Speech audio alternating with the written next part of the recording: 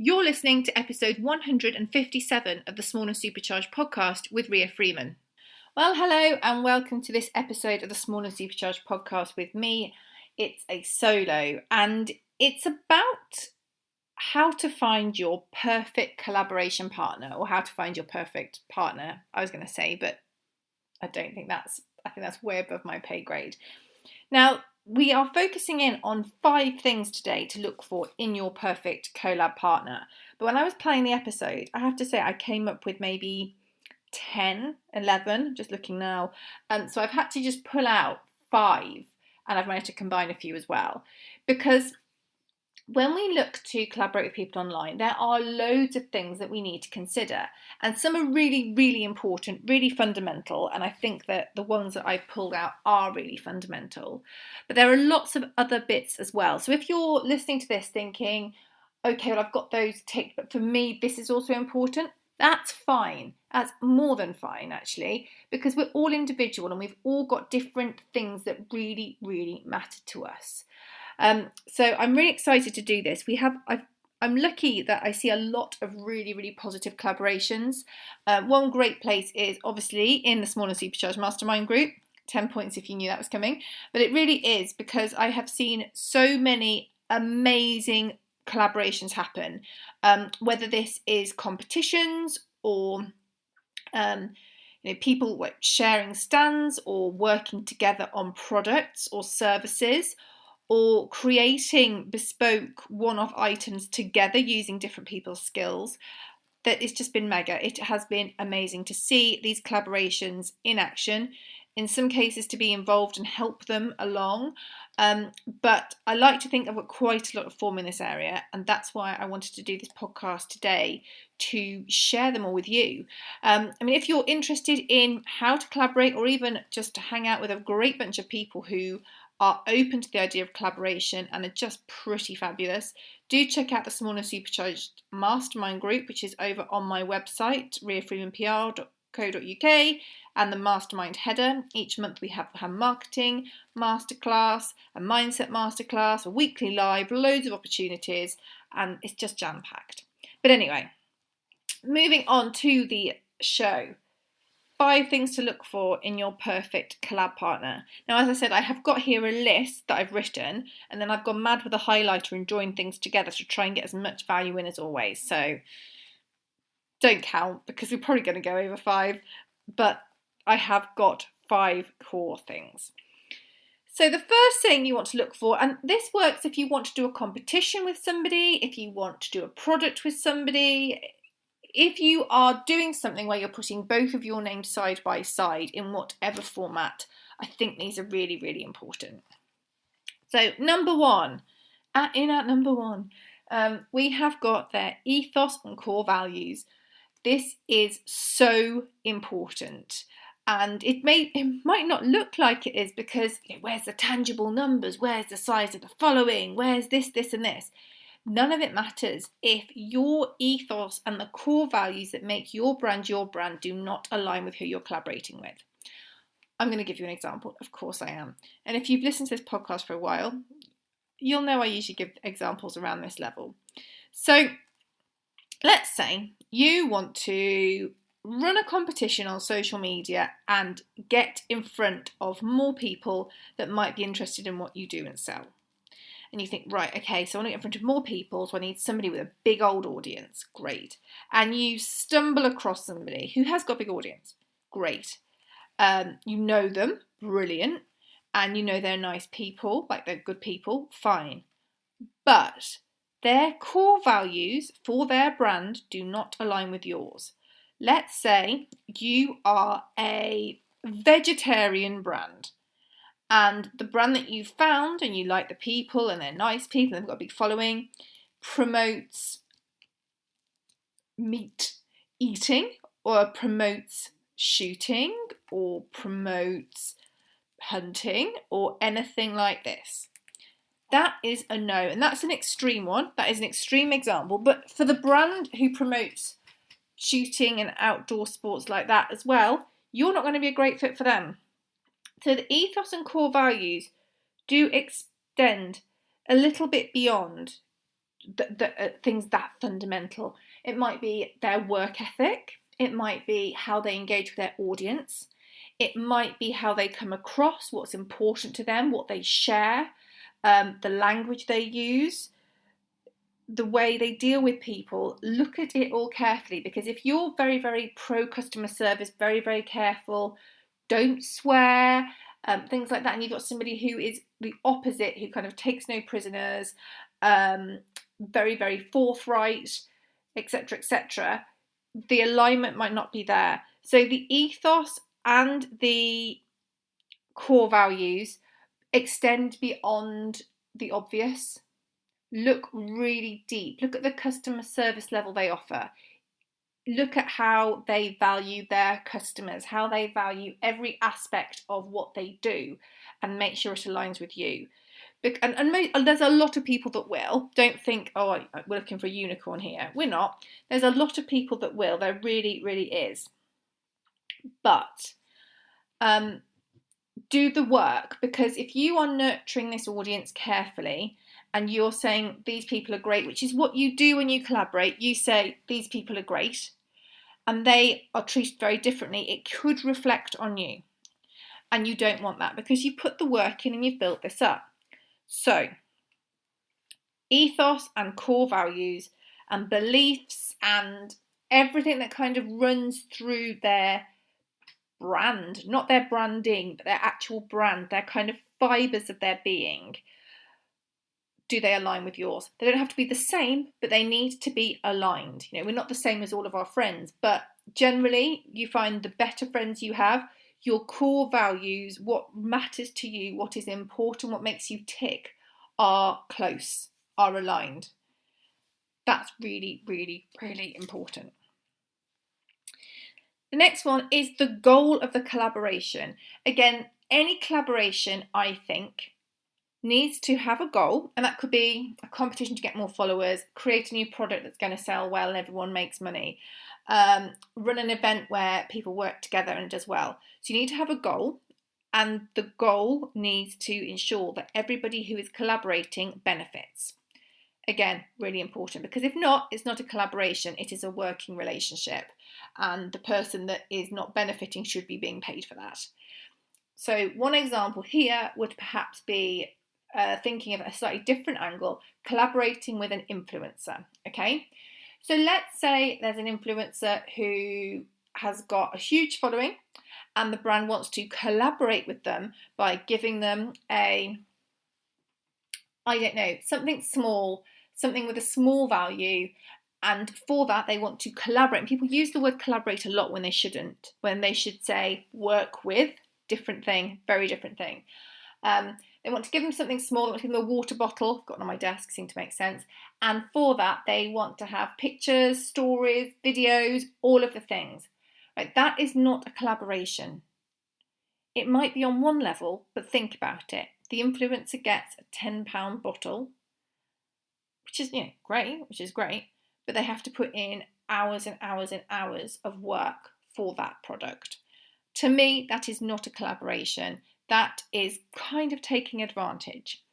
But if it would be that the influencer had an amount of money to spend with the brand, more than a £10 water bottle, if it is that actually the brand has got a massive presence online as well, and together they've got a really nice shared audience, and that can help to elevate them, and they'll work with the influencer and etc., that could be a collaboration. But if you want to give an influencer with a huge following a £10 water bottle and you want them to do all these things, you need to be looking to pay them, because that's not a collaboration. That is that you want somebody to work as an influencer for you, which is also completely fine. But I do think, I hear some people say, oh, I'd like to collaborate with such and such brand.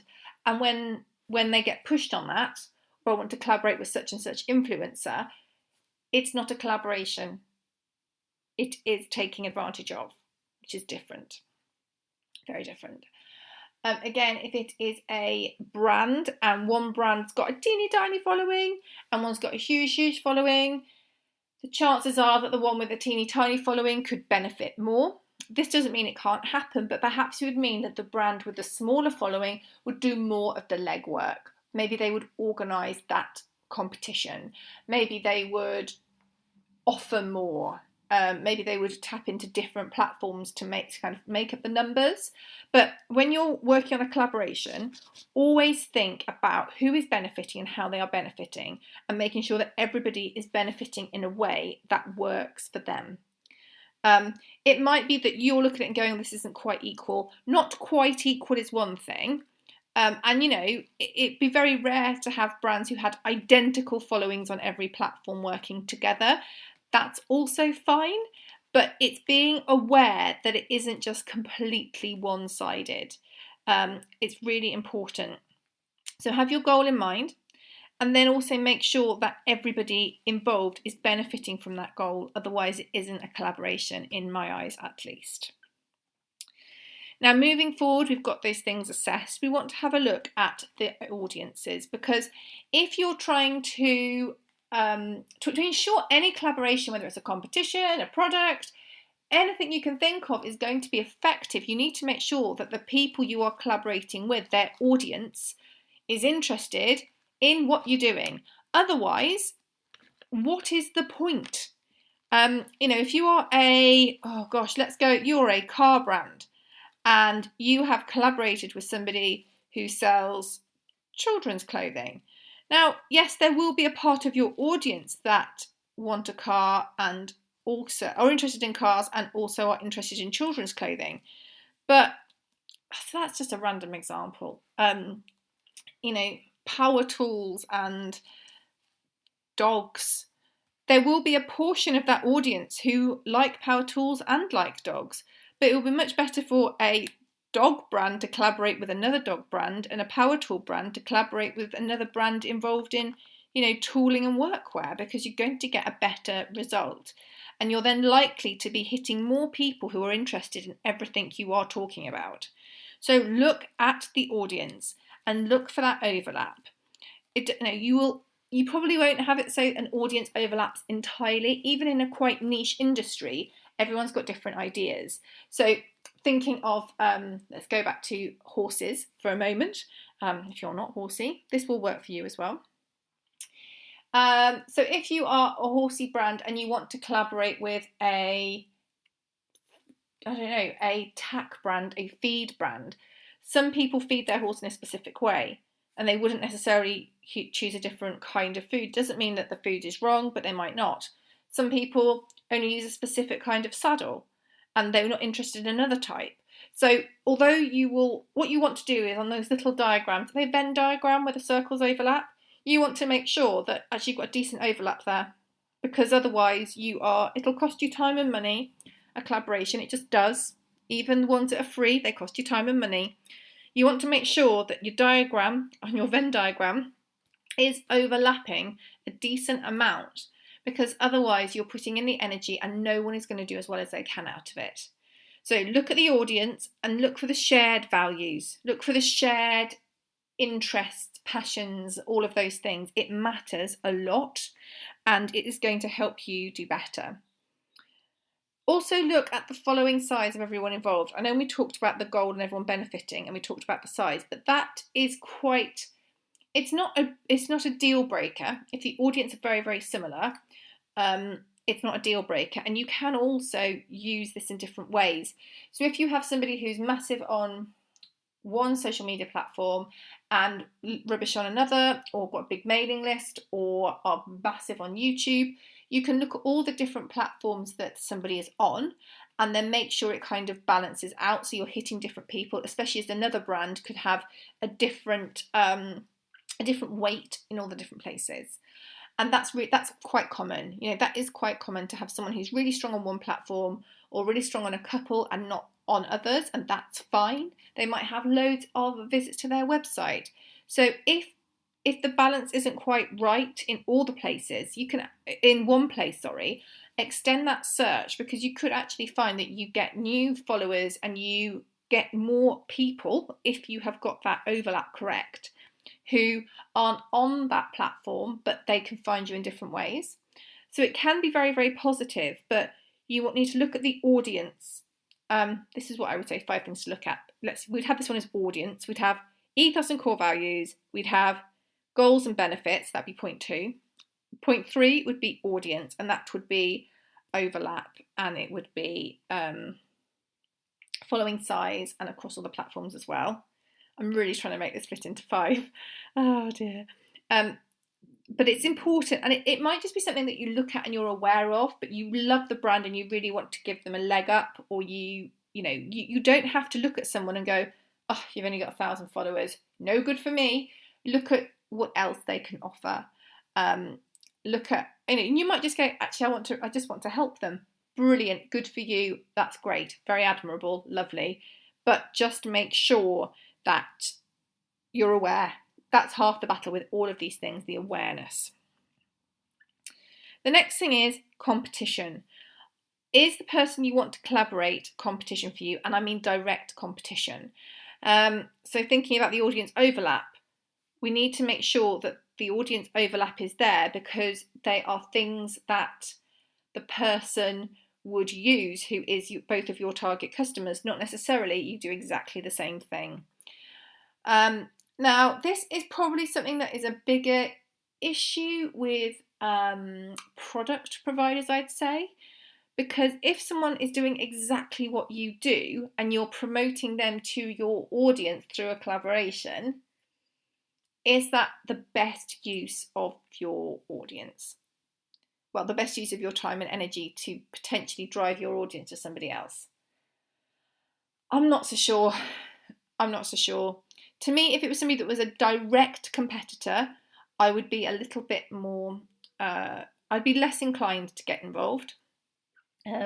Because although you want to expand and promote, it can also be quite confusing from a follower point of view if two direct competitors are working together on something that is kind of promoting each other, but not in an overall way. So if for example, there were two people working together who were promoting an overall theme of health, or an overall theme of safety, or an overall theme of eating well, and it was part of a big collaboration, that makes sense, because you're not directly promoting products, you're promoting a theme that both of you work with. But if you are directly promoting products in like a competition, and you are, maybe you give away 2 identical things, that's a bit confusing. But if it's an overall theme and you're working together on like a big drive to get people more aware of things, to share information, completely get that.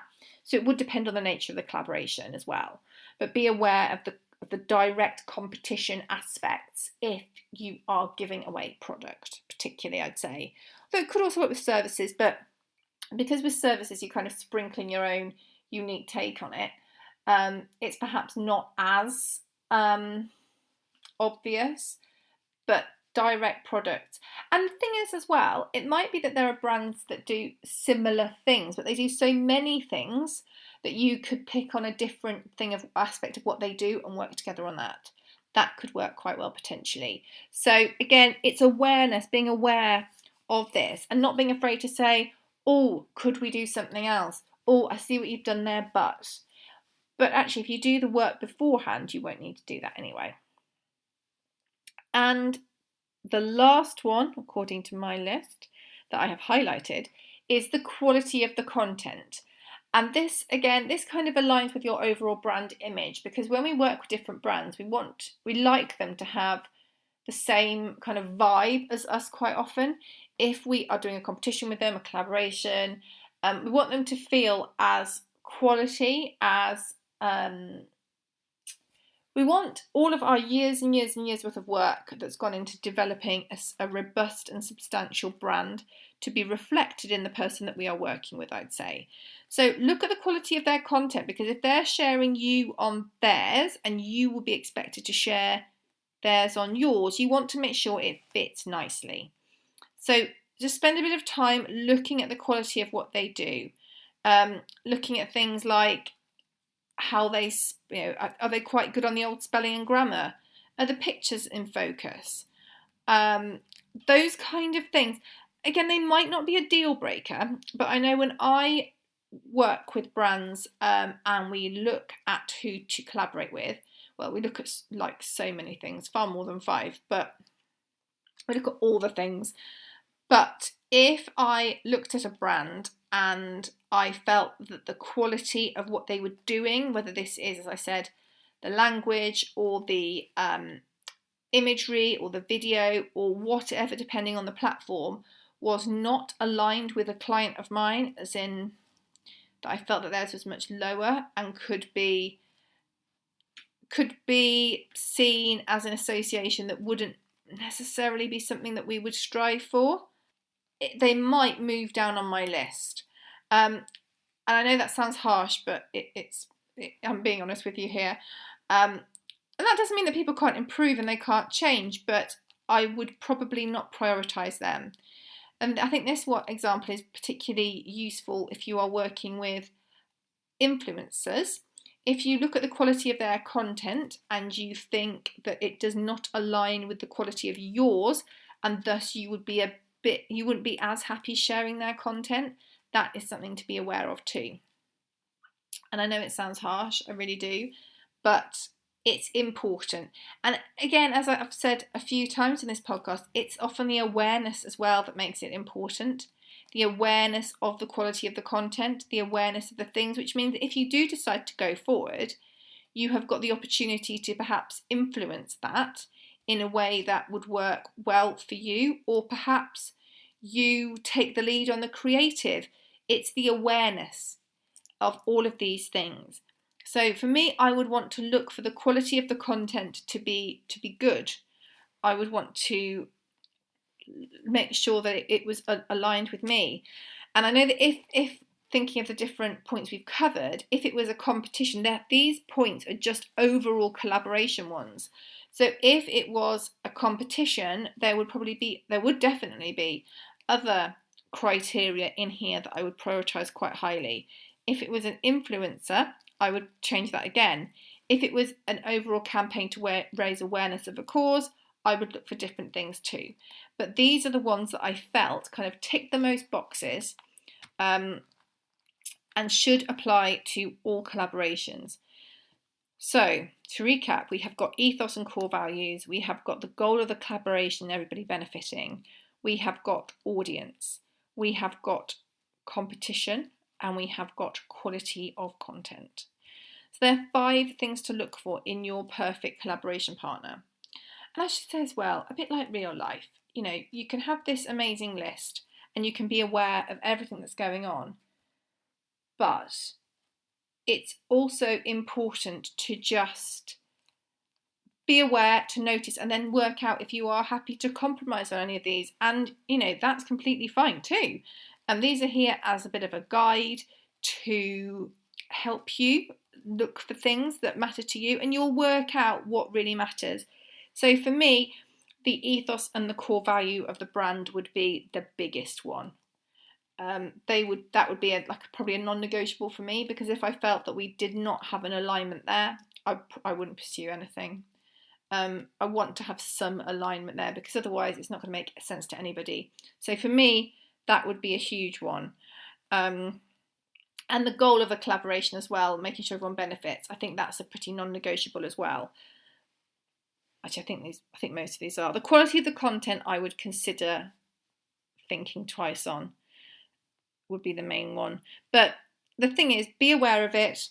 Think about it when you're putting together a collaboration, or even thinking about a collaboration, thinking who you might want to work with, how you might want to work with them. It's important to start there and work back.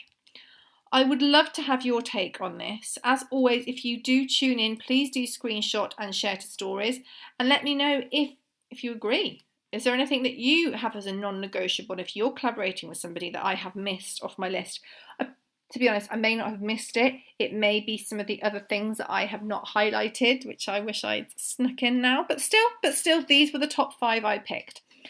So please do screenshot, share to stories, and tell me what makes a perfect collaboration partner for you. Thank you so much for listening to another episode of the Small and Supercharged podcast.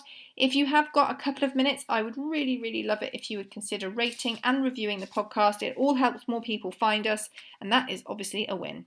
Thank you for tuning in today, and we will catch up next week.